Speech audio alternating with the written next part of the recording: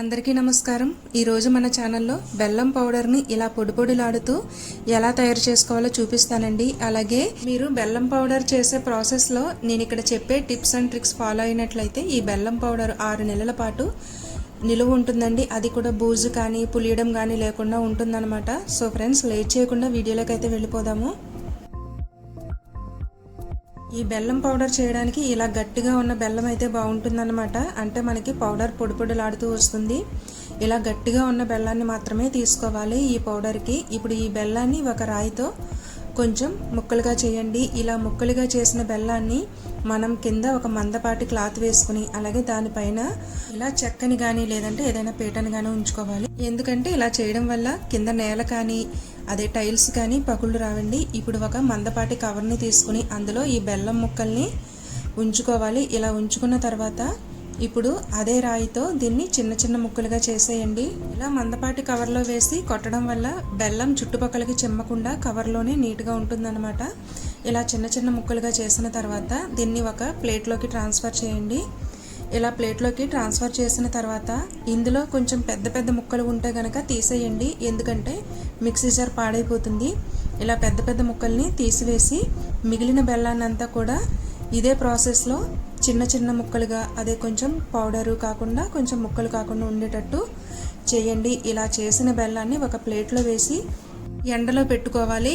ఎక్కువ ఎండ ఉన్నప్పుడు ఈ ప్రాసెస్ చేసినట్లయితే బాగుంటుందండి। ఇలా ఒక పూట అంతా కూడా మనం ఎండలో బాగా పెట్టాలి। చూసారు కదా, మనకి పొడి పొడిలాడుతూ తయారవుతుందన్నమాట, ఎక్కడ కూడా తడి లేకుండా ఉంటుంది।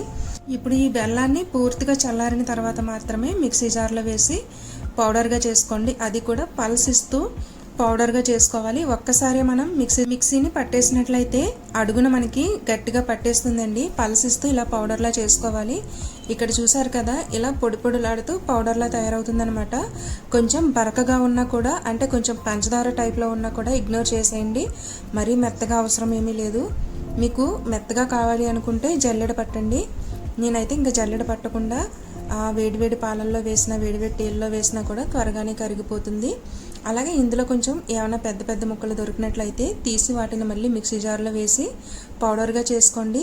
ఇదే ప్రాసెస్లో మొత్తం బెల్లాన్ని అంతా కూడా పౌడర్గా చేసుకోవాలి। ఇలా పౌడర్గా చేసుకున్న బెల్లాన్ని మళ్ళీ మనం ఒక 2-3 గంటల పాటు ఎండలో పెట్టాలి। ఇలా ఎండలో పెట్టడం వల్ల మనకి ఎక్కడన్నా కూడా చిన్నగా తడి ఉన్నా కూడా పోతుందన్నమాట। అలాగే పౌడర్ చాలా రోజుల పాటు నిలవ ఉంటుంది।